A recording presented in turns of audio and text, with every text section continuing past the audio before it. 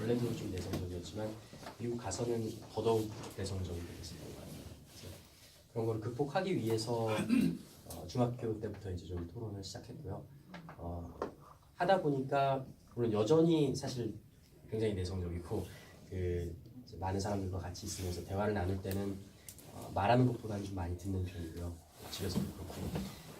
하지만 필요할 때 발표하거나 때는 자신감 있게 좀 할 수 있게 바뀌었다고 생각합니다. 그래서 저도 그 학생들한테 물론 외향적이고 앞에 나서기 좋아하고 말하기 좋아하는 아이들한테는 즐겁게 할 수 있는 활동이기도 하지만 반대의 성향을 가진 아이들에게도 그 자신이 가지고 있는 어려움들을 극복하는 데 굉장히 도움이 되는 활동이라고 얘기합니다.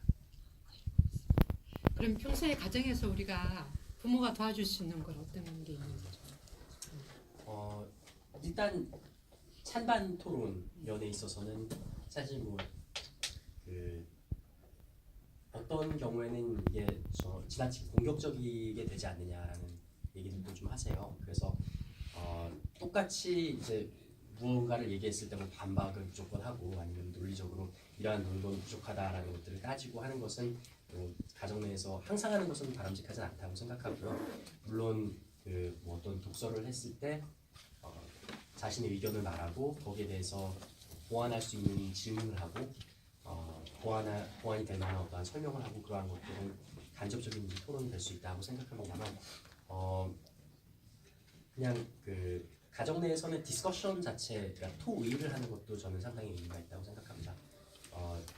저는 무조건 모든 단계에서 이 찬반 토론을 해야 된다라는 것보다는 토의나 뭐 하부타 얘기를 좀 많이 하잖아요. 그런 식으로 둘이서 함께 어떤 문제 해결을 하기 위한 것을 한 다음에 최종적인 단계에서 어떤 찬성과 반대 입장을 나눠놓고 찬반 토론을 하는 것이 좀 더 좋은 방법이라고 생각을 하기 때문에 가정 내에서는 뭐 아이들과 얘기를 했을 때 그냥 당연한 것이겠지만 아무런 이유 없이 뭐 해라 하지 말라라는 것보다는 그런 이유를 가지고 설명할 수 있는 입장이 되는 것, 그리고 아이들이 입장을 밝혔을 때 그것에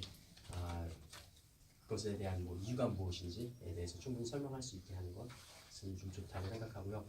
어머님과 아버님들과 아이들이 함께 같은 책을 읽고 거기에 대해서 대화를 나누는 것, 그런 것은 참 좋다고 생각합니다. 특히 이번에 읽었었던 독서 토론 교재가 되었던 스토리 같은 것은 단순히 책에 있는 내용뿐만 아니라 적용할 수 있는 게 굉장히 많은 소설이라고 생각하거든요. 그러니까 단순히 비교를 하자면 우리 주변에서 일어나고 있는 어떤 따돌림이나 아니면 학교 내 폭력이나 이러한 것과 직접적으로 비교할 수 있겠고요. 좀 더 광범위하게 비교하자면 우리 주변에 있는 어떤 정치 환경에 대해서도 얘기를 할 수 있겠고요. 예를 들어서 박근혜 정권에서의 탄핵이 일어났을 때 그때 있었던 정치인들이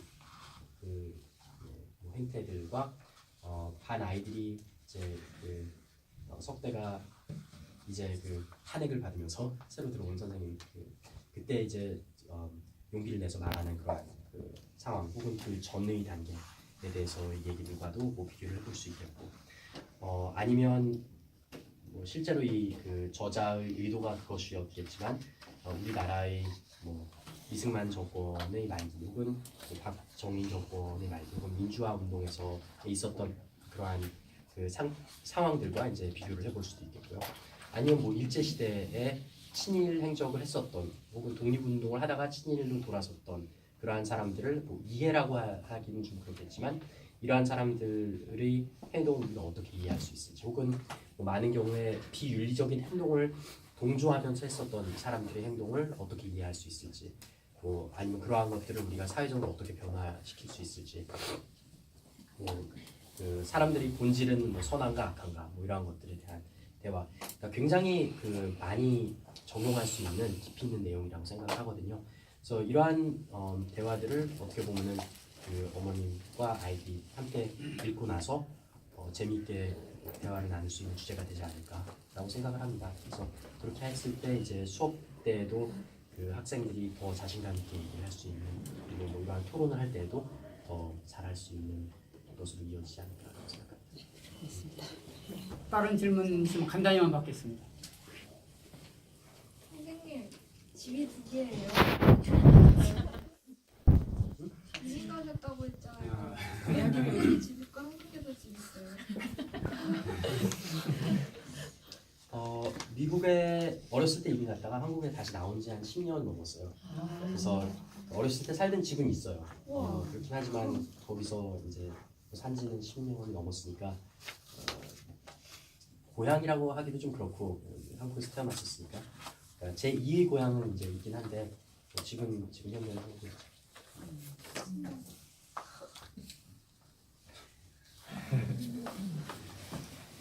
좀 당부하고 싶은 거는 정말 잘하는 것 같아요. 그러니까 특히 이 선생님께서 말씀하셨던 것처럼 매너 면에 있어서는 안 보고 훈련을 했기 때문에 처음엔 굉장히 힘들지만 나중에 이제 다른 대회들 같은 경우는 볼 수 있게 되거든요. 근데 볼 때도 정말 그 짧은 골자만 적어가지고 조리 있게 발표할 수 있어요. 왜냐면 지금 못 보면서 하니까 잊어버렸을 때 굉장히 답답하잖아요. 그러니까 그런 것을 해소하기는 되지만 기본적인 매너는 안 보면서 발표하게 되는 그러한 훈련이 되거든요. 이렇게 훈련됐기 때문에 다양한 대회에 정말 많이 나갔으면 좋겠어요. 물론 대회가 목적은 아니지만 대회를 준비하면서 갖추게 되는 이점들이 굉장히 많이 있어요. 그래서 그런 것들을 좀 얘기해주고 싶고 국내에서도 이제 영어 토론 대회들이긴 합니다만 국제 행사들이 상당히 좀 많이 열려요. 우리나라 학생들뿐만 아니라 해외에서 들어오는 중고등학생들, 대학생들이 하는 대회들이 있기 때문에 선생님께서도 좀 알고 계시지만 만약에 그런 데 관심이 있다면 선생님께 여쭤봐서 어디에 좀 자원봉사자로라도 좀 참여할 수 있겠느냐 라고 물어보면 얼마든지 기회 제공하겠습니다. 지난 11월에 동부가 토론대회, 대학생 토론대회가 있었어요. 그래서 거기에 관심 있는 학생들 같은 경우에 주말밖에 시간이 안 되기 때문에 토요일, 일요일 와서 타임키퍼 혹은 진행자 역할로 훈련 받아서 했었던 학생들이 있었습니다. 충분히 이렇게 토론에 대해서 배경이 있으면 그런 봉사활동도 할 수 있다고 생각하고요. 그러한 토론하는 것을 보면서 배우는 것뿐만 아니라 거기에 참여하는 토론자들과 페이스북 아이디 같은 거 이제 교환하면서 연락하면서 지내고 하면은 글로벌 이제 일하지만 그런 네트워킹을 할 수 있는 기회들이 토론자들은 훨씬 쉽거든요. 그러니까 토론이라는 공통 관심사를 가지고 있기 때문에 그래서 그런 기회들을 좀 많이 활용하면 좋겠다고 생각합니다. 예, 물론 이건 선생님이 부탁을 들으시겠지만 저희가 지금 방학 중이거든요. 겨울 방학 중. 그래서 저희가 이제 인천에서 서울에 와서 같이 이렇게 하고 그런데 2월 달도 선생님이 다시 한 번 더 우리를 위해서 이렇게 해주실 수 있는지 방학 동안만이라도 선생님 좀 이걸 공개적으로 좀 따로 여쭤보겠습니다. 예, 꼭 좀 부탁을 드리고 싶어요. 방학 조금만이라도 예, 예.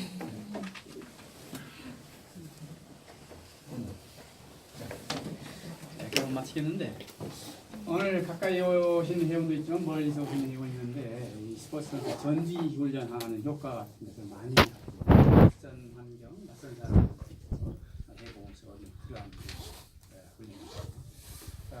이번까지 온 발걸음이 큰 값이 됐다고 생각합니다. 더구나 이 자리는 어떤 자리냐면 제가 이제 상토론 때 뭘 느끼냐면 여기가 바로 얘는 안기부예요. 남산하다. 그 건물입니다. 여기가 서울대 교수 성함 김종길 교수죠.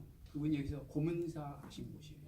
네. 그래서 저는 항상 뒤로 가면 이 나선형 계단으로 해서 내가 바깥에 이제 숨쉬기 위해서 나갔다 그냥 이렇게 그 교수님 생각나서 이 눈물이 핑 돌아서 다시 들어오고 그래요. 이 앞에 갇혀가지고 얼마나 지금 창문 밖에를 그리워하시다가 돌아가셨겠는가. 이 건물을 서울시에서 유서스를 좀 바꿔가지고 하고 있는데 아마 몇 년 있으면 이게 민주화 기념관으로 될 거예요. 그래서 굉장히 의미 있는 장소에 여러분 와 계십니다. 여기 나가시다 보면은 일본 통감 관저라고 있어요. 터가 있어요. 되도록 걸어가세요. 그럼 거기에 써 있어요.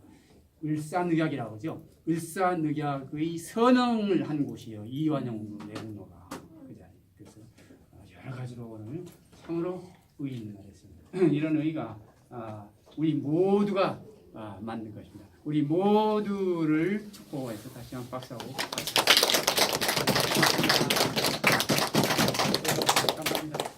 고생하셨습니다. 감사합니다.